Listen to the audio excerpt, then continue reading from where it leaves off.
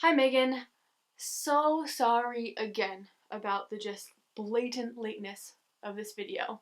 It's absurd, I know. We're here now to talk about one of our favorite things, and that is music. I wanted to talk about my 5 favorite albums of 2015, and not 5 favorite albums that were released in 2015 necessarily, although most of them are. And these albums are all on the list for different reasons.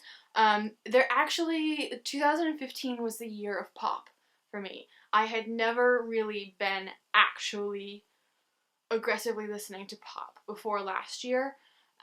So that's definitely reflected a lot in what I've chosen, but not entirely. Number 5 on my list is one that I definitely listen to the least out of all 5, but I will definitely be continuing to listen to it in the beginning of 2016, and it'll probably just continue to grow on me, and that is the soundtrack to Hamilton. We've spoken about this a little, but I love musical theater. My freshman seminar was on American musical theater, and I am just so enamored with, like, the concept of Hamilton. Not even the music itself, which I love, don't get me wrong, but just all of the theory and all of the different musical influences and, how it is staying in continuity with, but also revolutionizing not only the structure of Broadway musicals, the type of music used in musicals, casting, having like a live fandom online, like the Tumblr fandom, interacting with and creating fan content at the same time that the musical is on Broadway, all just make me so excited about musicals and about the future of Broadway and about the future of non-traditional music forms in, mainstream, like, musical media. Number 4 on my list is Get Weird by Little Mix. Once again, I mean, we've talked about all of these albums, so whatever, but God, I love Little Mix. They are vocally incredible. Their album does, I think, what One Direction's album is trying to do, where they just go all these crazy different styles and genres of music, but they vocally are way more on point than One Direction. I think that they are trying to do way more interesting and innovative things than One Direction actually was doing. I am standing Little Mix so hard right now, and I hope that I, continue to, like, feel this way about them, and that they continue to ride out basically this album, because it's definitely their best album so far, and I would love to see them getting more recognition in the United States for what they're doing, because I think that they are, like, producing some of the most interesting pop music right now. Number 3 on my list of albums is Halsey's Badlands, and Halsey is so great. I love how the album is simultaneously this theoretical concept album dealing with her mindscape, her emotional problems and her struggles with mental health, and navigating all of this and creating a world that she is then representing through music that is a representation of her brain. I think that that is brilliant. I think that it's some really awesome, dark, edgy pop that is just catchy as hell and very engaging. And I think that she is just an incredibly interesting and engaging and dynamic person, and listening to her talk about her music is also something that I love, because she is so young.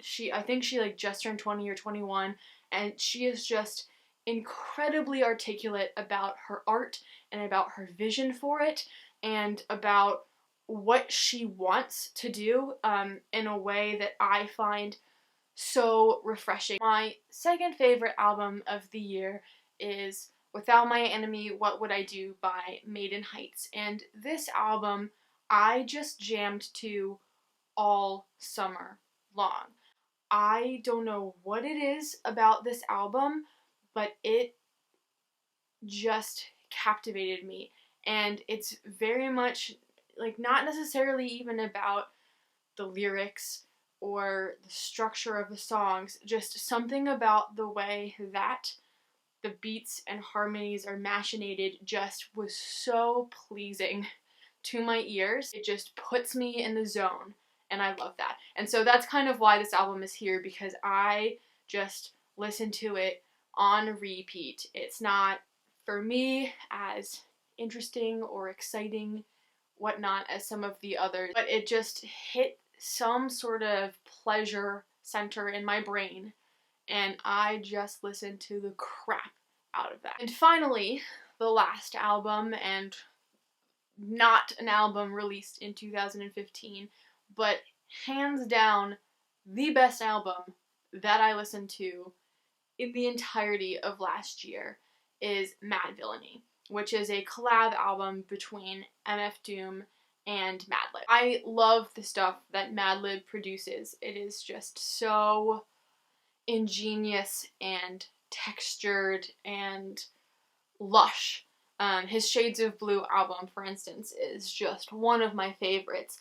And Doom's flow and his propensity for assonance, and oh my gosh, Megan, if you haven't listened to it, you have to listen to it. It's probably my favorite hip-hop album ever.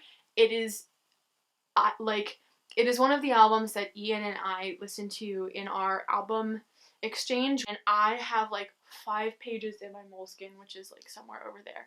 5 pages in my Moleskine with just these incredibly detailed notes and drawings, and just the album blew my mind and is just, it's like an earth-shattering album, to be honest. I like can't even explain it, but it is such a crafted album, from all of the beats to the lyrics to, you know, the fact that it kind of like Badlands is this concept album, and Doom raps as Quasimodo on some of it, and he like makes up these other characters, and it's this interplay of characters, and that's kind of like what's great about Doom, is because he is like playful and has all of these like crazy different things going on, and then partnered with Madlib, whose production is just like, whoa, such a good album. So that was definitely, in terms of music and artistry and all of that, hands down the best album that I listened to in 2015, despite the fact that it was released in 2004 and I'm just like 11 years late to the game. So, Megan, I would love to hear what 5 albums you thought were the best of 2015 for you, and if you don't want to talk about albums, you can talk about artists or songs or whatever you want, really, with music. I'm super intrigued to hear your take, and maybe we should just even do another week of 2 themes talking about like the ways that we listen to music and how it's different and whatnot, because like you use Spotify in ways that like I don't even know how to begin to use Spotify how you use it. Like you just like go out and find all this music, and I'm like, I found this album that I like, and I will just continue to listen to it and like listen to, I don't know. Anyway, I'm rambling. Music 2016.